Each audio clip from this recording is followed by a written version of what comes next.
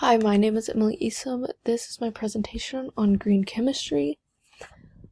In the 1980s, the chemical industry and the EPA were focused mainly on pollution cleanup and obvious toxins, leading to green chemistry.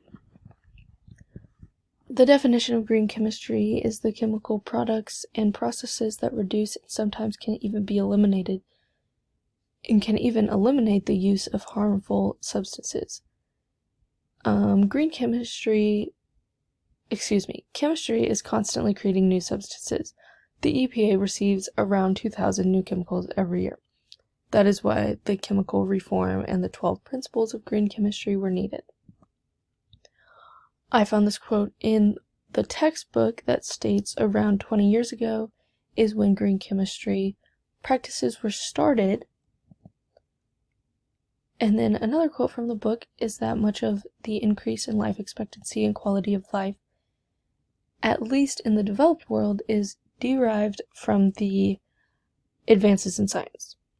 The advances in science has hurt our environment. The gases that have been produced, such as nitrogen oxide and sulfur dioxide, acid rain is falling in many parts of the world. Some water supplies are being harmed by pharmaceutical waste. And in order to prevent the waste, chemical products need to be less hazardous to human health and the environment. The chemical processes also have to be reduced or no chemical waste. The use of energy and water has been reduced in the chemical processes as well. Substances used in the chemical processes should be chosen to minimize the potential for chemical accidents, including releases, explosion, and fire.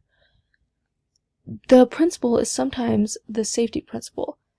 In this principle that is needed, it needs to be checked in labs and in order to keep equipment safe to use. When this goes unchecked is when accidents tend to happen the most.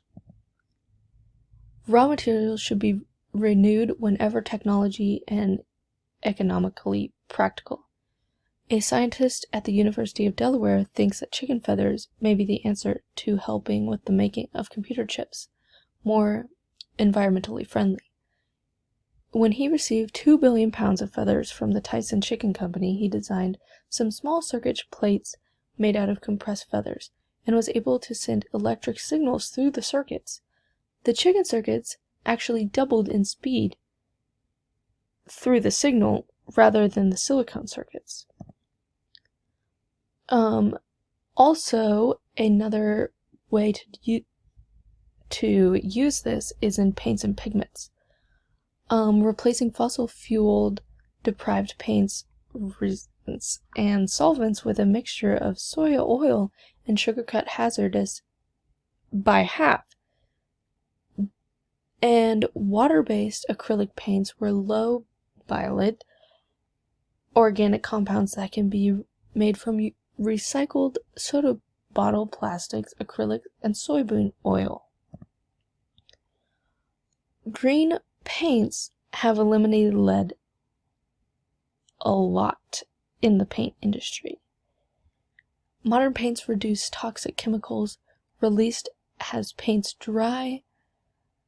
This area fits into my everyday life because I paint hallways and offices at the education building in K-State.